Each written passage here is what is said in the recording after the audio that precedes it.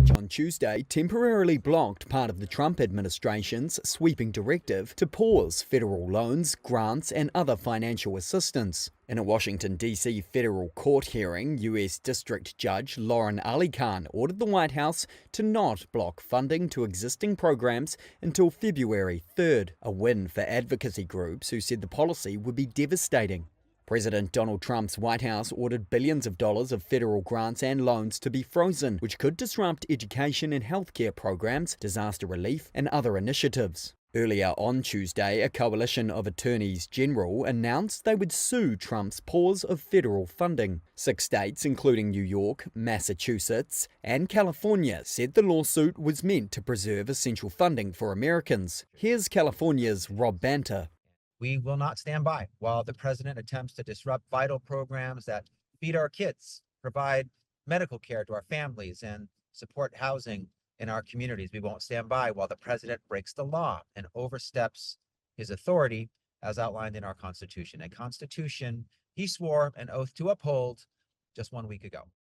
The acting head of the Office of Management and Budget, which oversees the federal budget, said the money would be put on hold to ensure it aligned with the president's priorities, including executive orders he signed ending diversity, equity, and inclusion efforts. New York Attorney General Letitia James said 20 states, including New York, were blocked from Medicaid's payment system, a public health insurance program for low-income people. The White House said Medicaid was exempted and no payments had been affected. Georgetown University law professor Stephen Vladeck said the funding halt runs afoul of Congress's legislative control of public funding. This is a nuclear-tipped broadsword. And to allow this kind of program to go forward would not just have immediate, harsh, deleterious effects on all kinds of segments of society. It would really pretty radically reorient the separation of powers in this country away from the legislature and toward the executive. Vladeck said he expects the administration to walk back the policy or lose in court. The US Justice Department, which would defend the policy in court, did not immediately respond to requests for comment. Microsoft and OpenAI are probing if data from the ChatGPT maker was obtained in an unauthorized manner by a group linked to Chinese AI startup DeepSeek. That's according to a Bloomberg report published Tuesday. The report says that Microsoft security researchers observed several months ago that individuals they believed to be connected to DeepSeek exfiltrated a large amount of data using OpenAI's application programming interface. The API is the main way that software developers and business customers buy services from OpenAI, which counts Microsoft as its largest investor. Bloomberg reported that the Windows maker notified the company of suspicious activity. Low-cost Chinese AI startup DeepSeek, an alternative to US rivals, sparked a major tech stock sell-off earlier this week. Its free AI assistant overtook OpenAI's ChatGPT on Apple's App Store in the US. David Sachs, the White House's AI and crypto czar, told Fox News on Tuesday that it was possible that DeepSeek stole intellectual property from the US.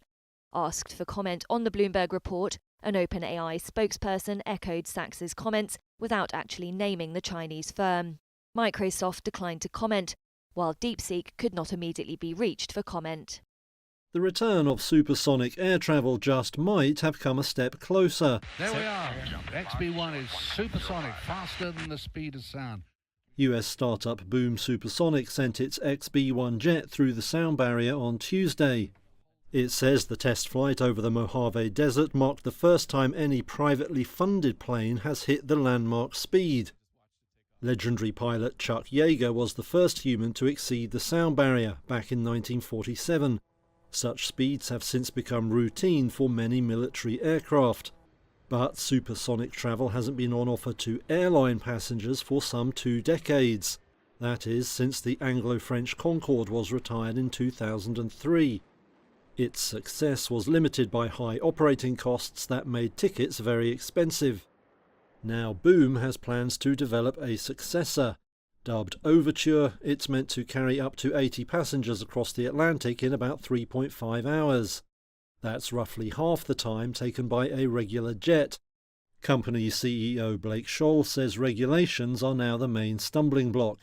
Today we have one of the silliest rules in the world, which is you can't fly supersonic over land, no matter how quiet the airplane is. And so we're picking up where Concorde left off. Initially, we'll fly right under the speed of sound over land, which is still 20% faster than a Boeing or Airbus. And over the water, we'll open up the throttles and go twice as fast. Boom hopes those regulations will change and says Overture will be much more economical to operate than Concorde. The firm has completed construction on a factory for the new plane in Greensboro, North Carolina. It says it has 130 orders and expressions of interest from American Airlines, United Airlines and Japan Airlines. But years of research and development still lie ahead before any passenger boards a supersonic flight. Luxury giant LVMH is considering bulking up its production capacities in the US. CEO Bernard Arnault on Tuesday praised a wind of optimism in the country that contrasted with the, quote, cold shower of potentially higher corporate taxes in France. LVMH makes billions selling made-in-France luxury goods to the world. So far, it has little production capacity in the US, besides 3 Louis Vuitton workshops and some Tiffany jewellery making sites. But Arnault, who is also LVMH's main shareholder, said he was open to increasing the company's footprint. His family attended President Donald Trump's inauguration earlier this month, sitting just a few meters from Trump's lectern alongside other billionaires. He said US-based factories benefit from attractive tax conditions and that Trump is encouraging investments. France's richest man has also voiced frustration about his home country's recent plans to additionally tax large companies. The US market accounts for 25% of group sales. Arnault's comments came as LVMH posted a slight rise in fourth quarter sales. The luxury bellwether beat expectations with a 1% rise in sales as demand for designer fashion and handbags picked up over the holiday season. Sales for the 3 months to the end of December reached nearly $25 billion.